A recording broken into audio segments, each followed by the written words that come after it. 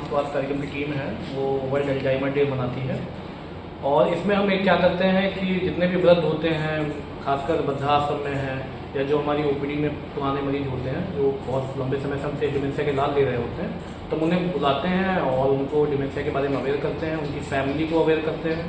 वृद्धाश्रम में भी हमारा कार्यक्रम जब रहता है तो भी हम वहाँ की जो उनके रिलेटिव होते हैं, जो वृद्ध लोगों के हुए, उनको बुलाते हैं। और जो डिमेंशिया या अल्जाइमर जितनी भी बीमारियाँ होती हैं उनके जो साइन सिम्टम होते हैं, अर्ली साइन क्या होता है, लेट कॉम्प्लिकेशन क्या होता है, इलाज अगर जल्दी स्टार्ट किया जाए तो क्या फ़ायदे होते हैं, वो सारी चीज़ें समझाते हैं।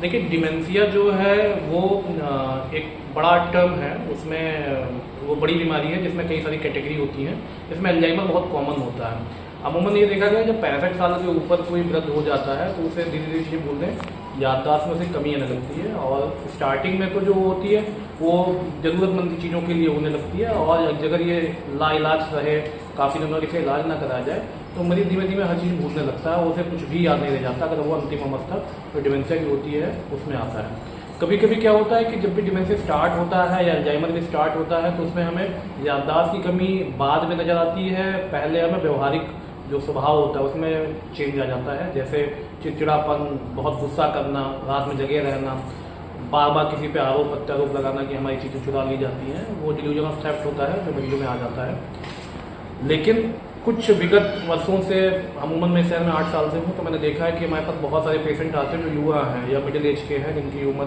25 से 45 साल की है। वो हमारे पास आते हैं और भूलने की कंप्लेन करते हैं। तो मैं बिल्कुल क्लियर करना चाहूँगा, वो डिमेंशिया नहीं है, वो अलग बीमारियाँ होती हैं। युवाओं जो मेरे पास आते हैं उनमें जो बेचैनी के लक्षण होते हैं उनमें भी याददाश्त की कभी कभी कमी हो जाती है, या फिर थायराइड जो बीमारी होती है, हाइपोथायराइड होता है, उसमें भी कभी कभी एक तरीके से टेम्परेरी बोलने की दिक्कत होने लगती है। तो इनका बेचैनी की दवाइयों से इलाज या थायराइड के मेडिकेशन से ये बोलने की उनकी दिक्कत सही हो जाती है। जो हमारे पास 45 से 55 साल वाला ग्रुप आता है उसमें एक नई बीमारी आई है जो पहले उतनी नहीं होती थी, लेकिन अब देखा गया बहुत ज़्यादा कॉमन हो गई है। उसे हम MCI कहते हैं, मिनिमम कॉग्निटिव इम्पेयरमेंट कहते हैं।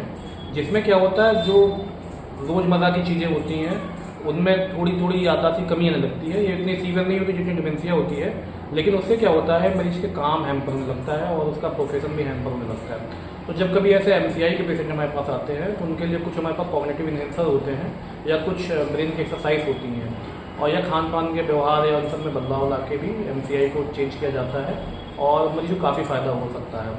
अगर किसी के घर में किसी को डिमेंशिया है ऑलरेडी, उसे पता है मेरे फादर या मदर को डिमेंशिया हो गया है, तो उसे उसी समय से मेरे हिसाब से एंटीऑक्सीडेंट का सेवन ज़्यादा लेना चाहिए, ताकि अगर उनके घर में आगे चले किसी को भविष्य में भी डिमेंशिया होता है तो वो थोड़ा लेट स्टेज में आए, जिससे उनके ईयर बचें और उनको काफ़ी ज़्यादा हेल्प मिले। Thank you sir. डॉक्टर साहब, इसके कुछ हेल्पलाइन नंबर अगर हों जिस पर लोग संपर्क करना चाहें? देखिए, टेलीमानस हमारा हेल्पलाइन नंबर होता है 14416, ये पैन इंडिया काम करता है। इसे किसी भी स्टेट, किसी भी डिस्ट्रिक्ट से कोई भी बैठ के इसमें 24 घंटे हेल्प ले सकता है, अगर उसको अवेयरनेस एक्टिविटी चाहिए कि डिमेंशिया के मरीजों के साथ कैसे व्यवहार करना है, क्या करना है और कैसे उनसे रखना है।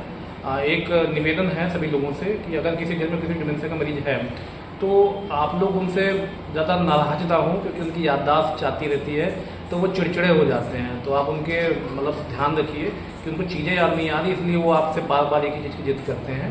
तो उनको प्यार से समझा के और जितना भी हो सके उनके ओरिएंटेशन पे बहुत ज़्यादा ध्यान देना है कि उनका कोई जो लाइफ स्टाइल है वो एक अच्छे तरीके से रहे और उसमें धीरे धीरे ज़्यादा दिक्कत ना आए। अगर आप ये वीडियो YouTube पर देख रहे हैं तो हमारे चैनल को सब्सक्राइब करें और बेल आइकन को दबाना ना भूलें। अगर आप Facebook पर ये वीडियो देख रहे हैं तो हमारे पेज को लाइक करें।